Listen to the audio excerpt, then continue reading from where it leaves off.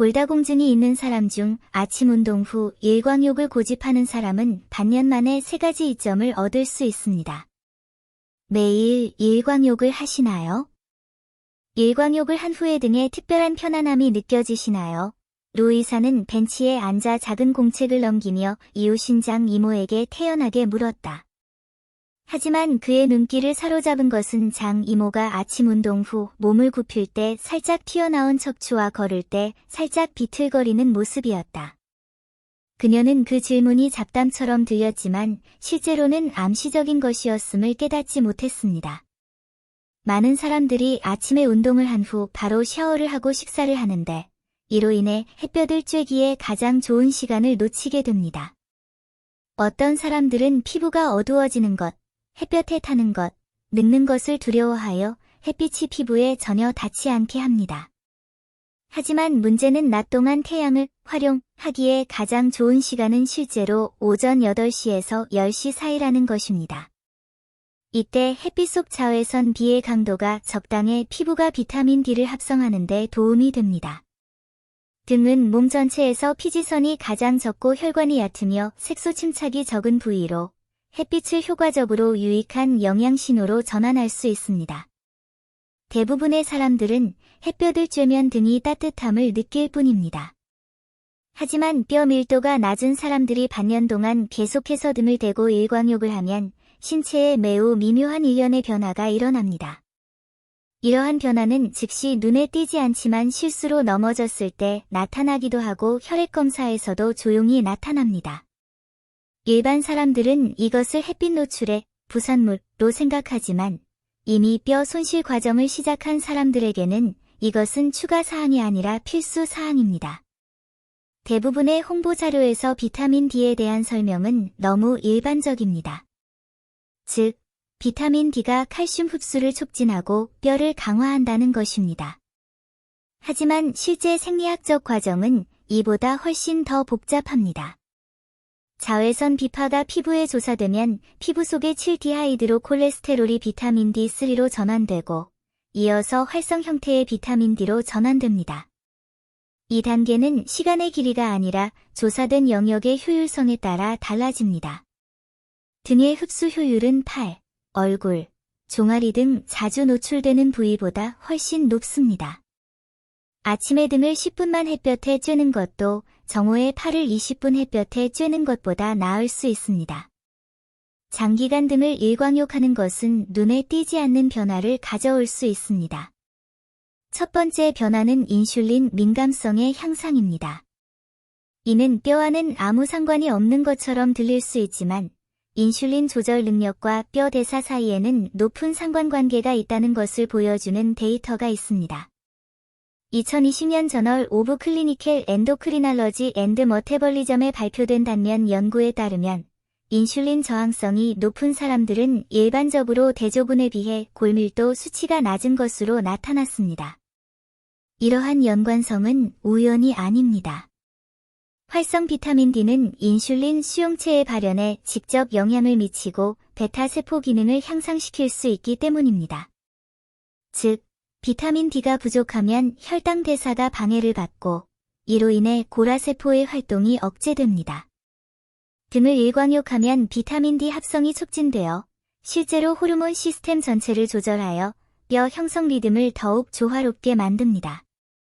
두 번째로 간과하기 쉬운 변화는 등 쪽 교감신경의 감각 감소입니다. 수년에 걸쳐 뼈 질량을 잃은 사람들은 종종 만성적인 긴장 상태를 겪습니다. 교감신경이 장기간 과도하게 흥분하면 부교감신경계의 복구 기능이 억제됩니다. 등에 직사광선을 쬐면 교감신경 활동이 감소해 뼈 흡수 속도가 느려집니다. 이러한 메커니즘은 동물 실험을 통해 예비적으로 검증되었습니다. 네이처 저널에 게재된 한 연구에서는 빅게입을 통해 쥐의 등 쪽 교감신경의 흥분성을 감소시켰고 그 결과 골 흡수 마커가 상당히 감소한 것으로 나타났습니다. 임상 연구의 이 부분은 아직 진행 중이지만 초기 관찰을 통해 이미 다음과 같은 결론이 도출되었습니다. 즉, 신경 상태를 조절하면 실제로 골격계에 역효과를 미칠 수 있다는 것입니다. 세 번째 변화는 더 실용적입니다. 비타민 D 수치가 정상으로 돌아오면 장의 칼슘 흡수 능력이 급격히 증가합니다. 이러한 개선은 선형적이지 않지만 한계가 있습니다. 이 한계점을 넘으면 칼슘 흡수 효율이 단기간 내에 1.5배 이상 증가합니다. 이것은 추측이 아닙니다. 2018년 미국 영양학회가 발표한 보고서에 따르면 비타민 D 수치가 12ng, ml에서 30ng, ml로 증가하면 칼슘 흡수율이 10%에서 33%로 증가한다고 합니다. 많은 사람들의 칼슘 보충제는 효과가 없으며 근본 원인은 실제로 비타민 D가 부족한 것입니다. 등을 일광욕하는 것은 간단해 보일 수 있지만 실제로는 칼슘 보충을 위한 통로를 열어줍니다. 이 통로가 없다면 칼슘을 경구로 섭취하는 것은 사막에 물을 붓는 것과 같습니다. 아무리 많이 부어도 흡수될 수 없습니다. 대부분의 사람들은 일광욕은 건강에 좋다는 말을 들으면 노인들을 떠올립니다. 하지만 뒤라는 특수한 부분에 초점을 맞추면 상황은 달라진다. 등의 피부는 비교적 두껍기 때문에 자외선이 염증 반응을 일으킬 가능성이 낮습니다. 게다가 등의 피부가 더 크고 빛을 더 고르게 받습니다.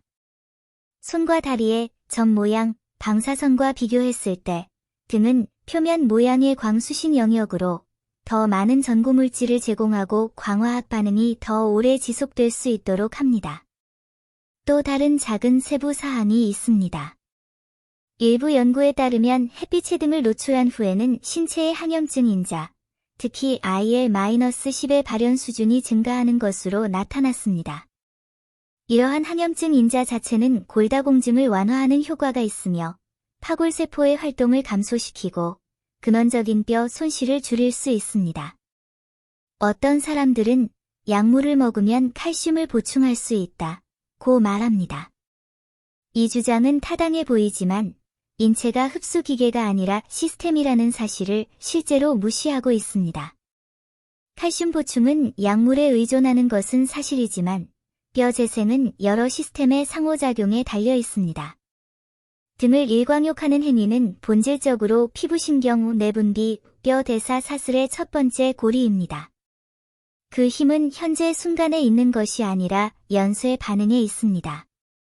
많은 정형외과 전문가들이 말했듯이 골다공증은 칼슘 부족으로 인해 발생하는 것이 아니라 빠른 손실, 흡수 불량, 느린 재건이라는 세 가지 문제가 동시에 존재하기 때문에 발생합니다. 등을 일광욕하는 것은 이 세 가지 점의 교차점에서 문제를 해결합니다. 어쩌면 인생에서 이런 습관은 사소해 보일 수도 있고 심지어 조금은 소박해 보일 수도 있습니다. 하지만 신체의 변화는 결코 화려한 움직임으로 인해 일어나는 것이 아니다. 오히려 가장 작은 수리조차도 가장 원초적인 자극에서 비롯되는 경우가 많습니다. 햇빛은 약효가 없고 특별한 조리법이 필요 없으며 정확한 복용량이 필요하지 않을 정도로 자극적입니다. 하지만 꾸준히 실천하면 오랫동안 몸에 쌓인 질병이 천천히 해소될 것입니다. 특히 운동 후에는 혈액순환이 최고조에 달하고 햇빛이 구석구석까지 빠르게 전달되어 정적인 상태에 비해 자극 효율이 훨씬 높아집니다. 관찰 결과에 따르면 개입 기간은 최소 6개월이 적당합니다. 180일 연속으로 하루에 최소 10분 동안 햇볕에 몸을 쬐면 대부분 사람의 비타민 D 수치가 부족한 상태에서 충분한 상태로 개선될 수 있습니다. 저장성에서 실시한 지역사회 실험에 따르면 아침 운동 후 일광욕을 하는 습관을 들이게 된 65세 이상 여성의 경우 반년 안에 뼈 교체 지표가 상당히 개선되었으며 뼈 밀도가 평균 3.2% 증가했습니다. 이 숫자는 크지 않은 것처럼 들릴지 몰라도 골다공증 분야에서는 큰 진전입니다. 정상적인 인간의 뼈 질량은 매년 약 0.5에서 1%씩 감소하므로 3% 이상 감소를 역전시킬 수 있다는 것은 회복 속도가 자연적인 감소 속도를 앞지른다는 것을 의미합니다. 등을 일광욕하는 것이 뼈 건강에 미치는 명백한 보조적 효과가 있는 만큼 약물 치료를 대체할 수 있을까요? 대답은 아니요입니다. 등을 햇볕에 쬐는 것은 기본적인 대책일 뿐 치료법으로 사용할 수 없습니다. 하지만 그 가치는 치료를 위한 환경을 조성하고 치료의 부담을 줄이는 데 있습니다. 특히 골다공증에 대한 임상적 진단 기준을 아직 충족하지 못한 사람들에게 이것은 매우 비용 효과적인 예방 조치입니다. 그것은 비용이 들지 않고 부작용이 없으며 실행 가능성이 강력하다는 세 가지 필수 조건을 갖추고 있습니다. 게다가 이 습관은 생활 리듬을 바꿀 필요도 없고 식단에 지장을 주지도 않으며 사람을 의존증에 빠지게 하지도 않습니다. 이에 대해 어떻게 생각하시나요? 댓글 섹션에서 토론해 보세요.